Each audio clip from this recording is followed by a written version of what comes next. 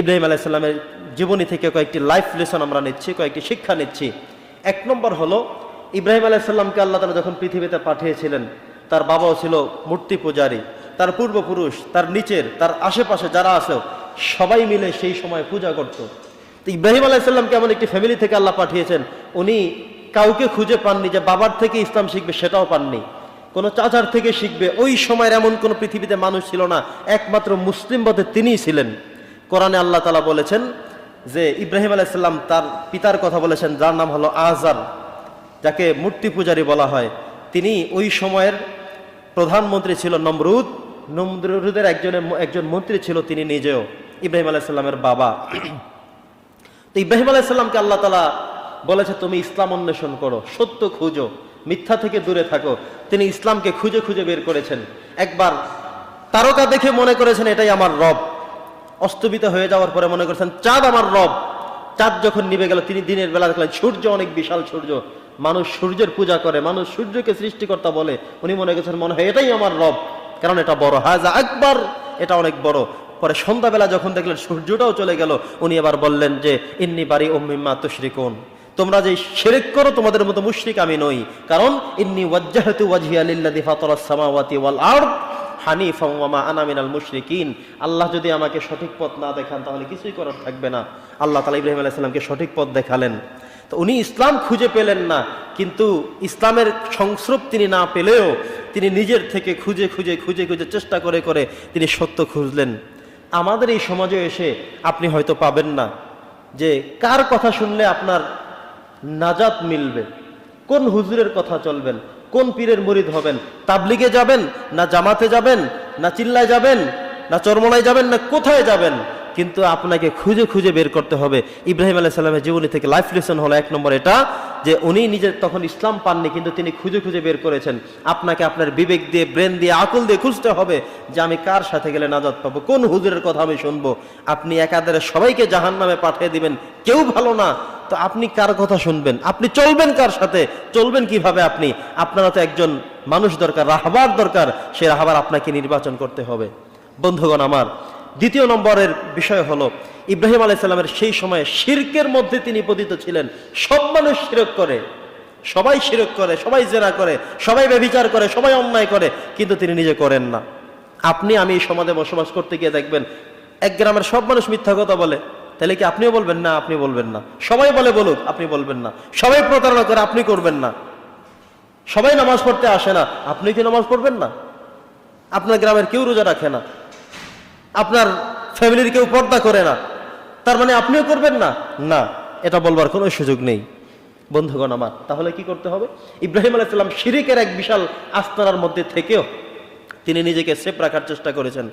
আমাদেরকেও যদি দেখবেন যে আপনার সমাজের সব মানুষ বেপরদেগী, সব মানুষ মিথ্যা কথা বলে, সব মানুষ নামাজ পড়ে না, সব মানুষ ঘুষের সাথে জড়িত, টাকা লাগায়া লাগায়া প্রত্যেকটি মানুষ সুদের সাথে, কারবারের সাথে জড়িত, কিন্তু আপনি জানবেন, আপনি চিন্তা করবেন যে সব মানুষ হতে পারে, কিন্তু আমি হতে পারি না, আমি ভিন্ন হতে হবে, আমাকে আল্লাহমুখী হতে হবে, আল্লাহকে ভয় করে চলতে হবে।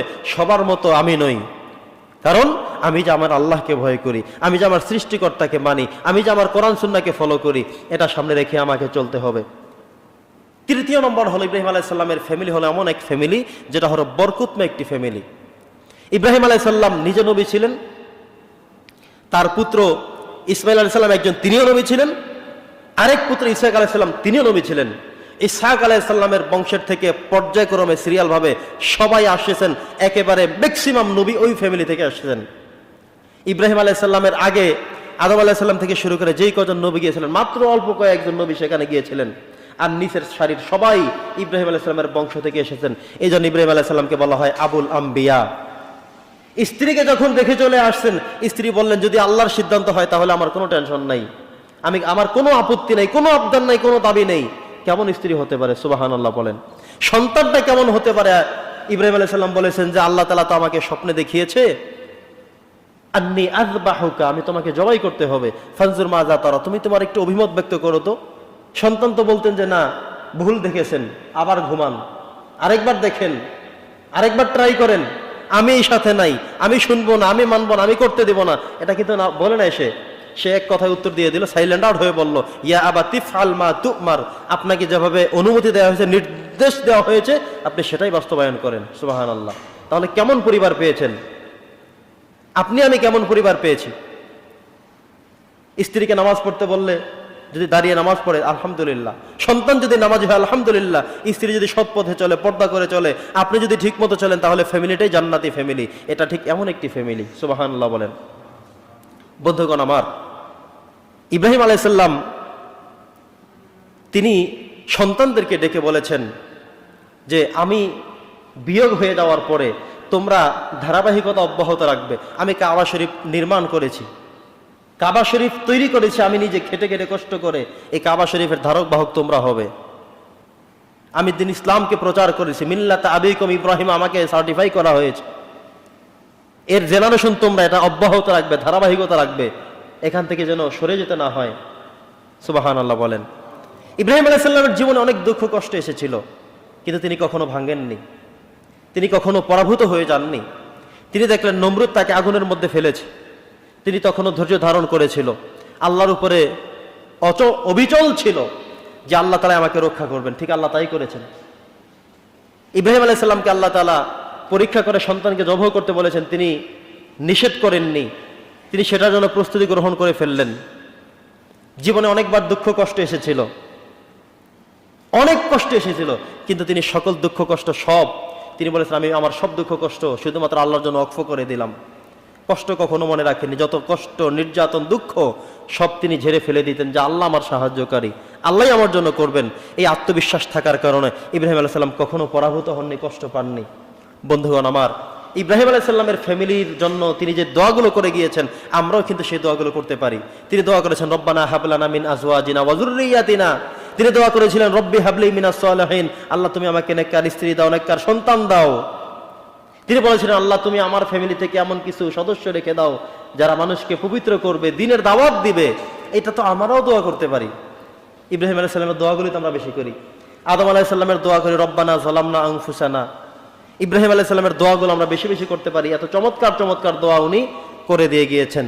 বন্ধুরা আমার, ইব্রাহিম আলাইহিস সালামের জীবনী থেকে সবচেয়ে বড় শিক্ষা হলো আল্লাহ তাআলা ওনাকে অনেক বেশি পরীক্ষা নিয়েছেন, যে পরীক্ষা অন্য নবী রাসূলদের থেকে এত বেশি নেওয়ার প্রয়োজন হয়নি কিংবা নেওয়া যায়নি। ইব্রাহিম আলাইহিস সালাম এই সকল পরীক্ষাগুলো দিয়েছেন।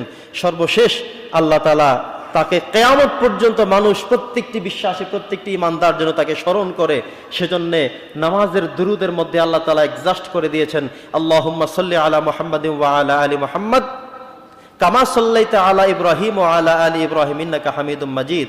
কিয়ামত পর্যন্ত প্রত্যেক বিশ্বাসীরা ইব্রাহিম আলাইহিস সালামের নামটি স্মরণ করে যাবে।